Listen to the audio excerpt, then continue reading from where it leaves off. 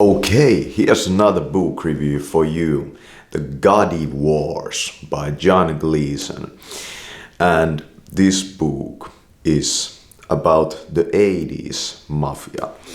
And I'm going to say that this book was kind of a disappointment. It's written by a lawyer that was actually the prosecutor in the John Gotti case when it happened, in the 1980s.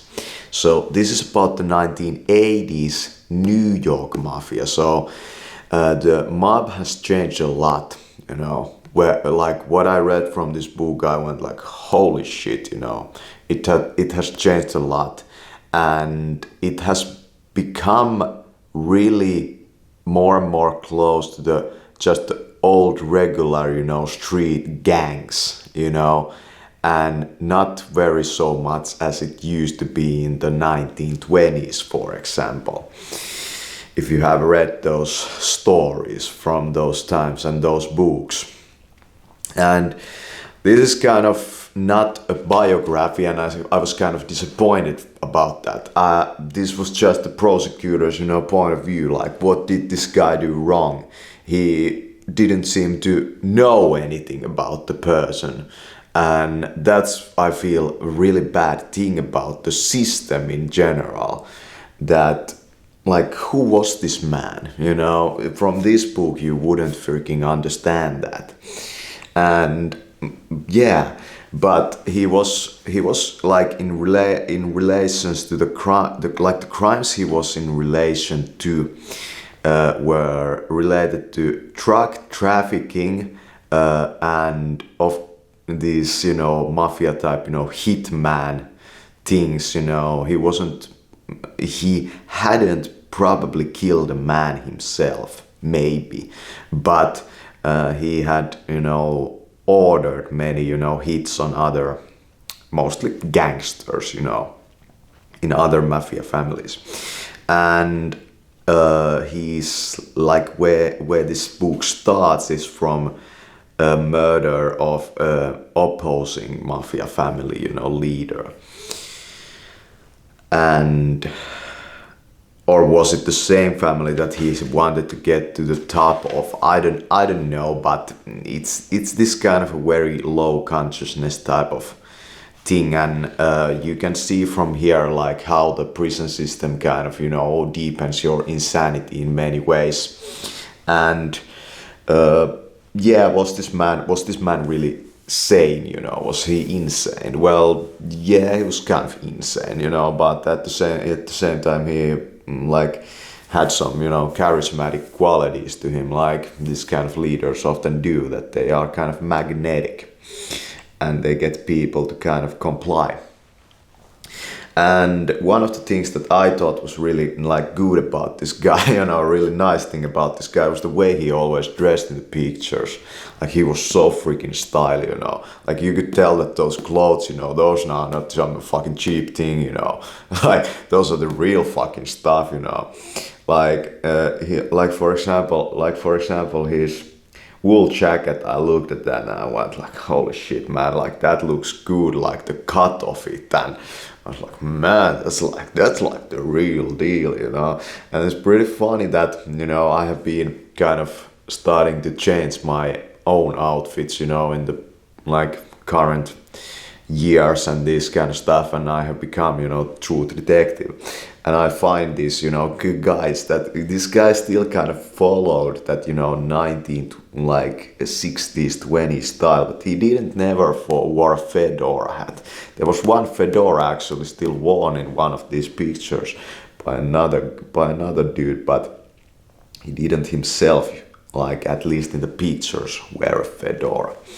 And that's a bad thing, It's one of those things that you might ask yourself, is it any like, should you even like waste your time in men that don't wear the fedora? Like, should you even waste your time on them? Can you learn something from them? Well, I think that there's very little gain to be learned from like leadership, maybe from here.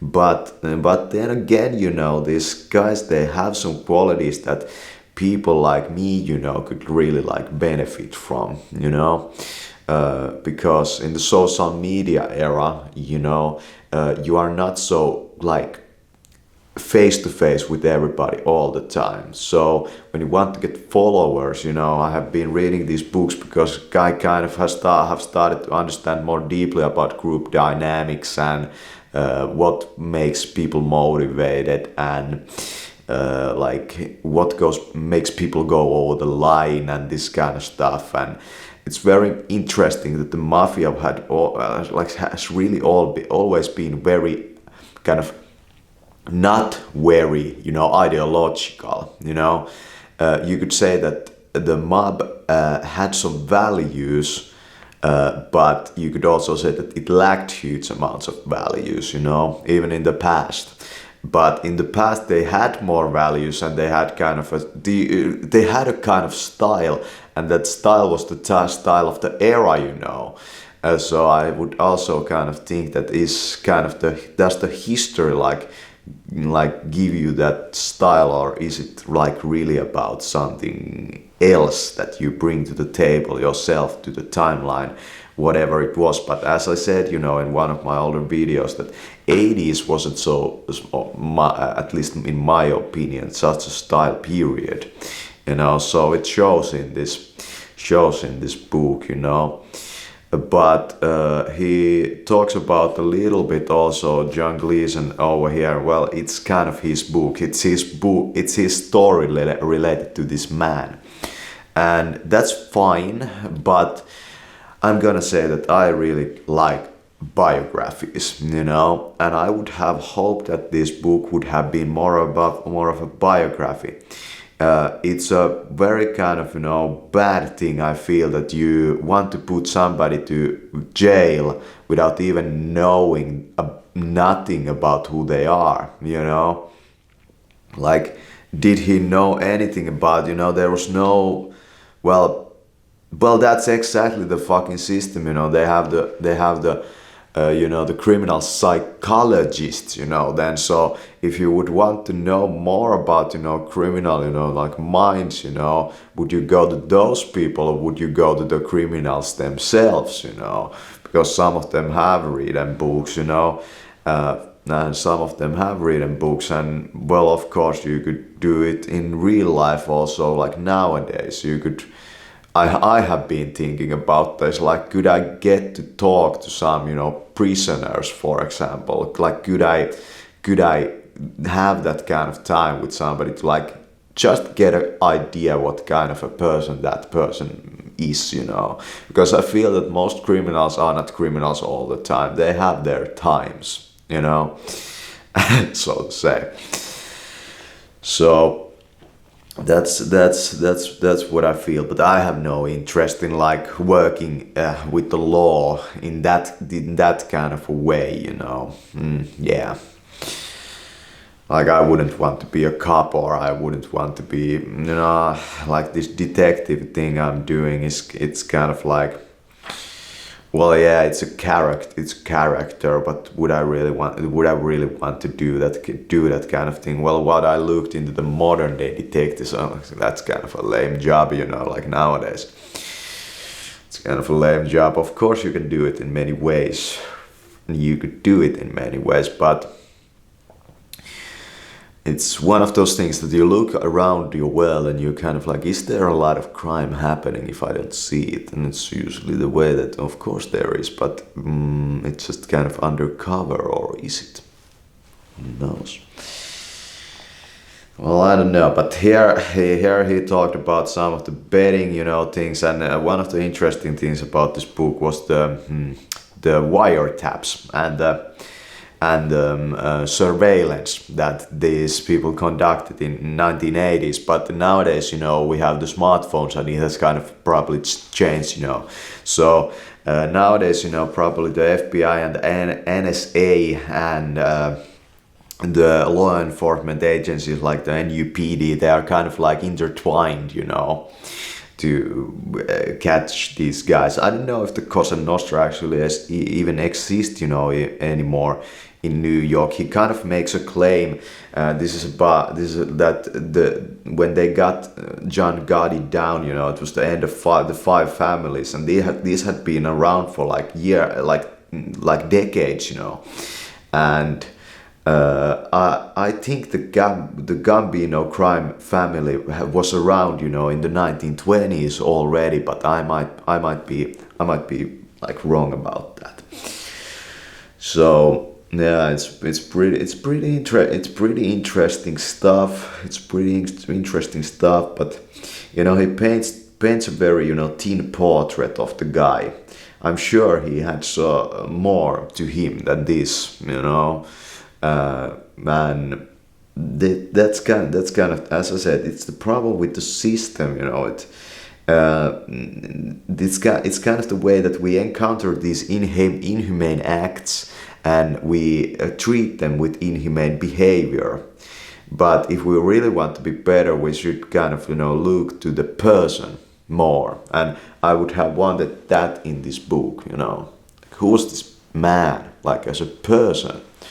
Not just as a, you know, set of, you know, crimes against the law, you know.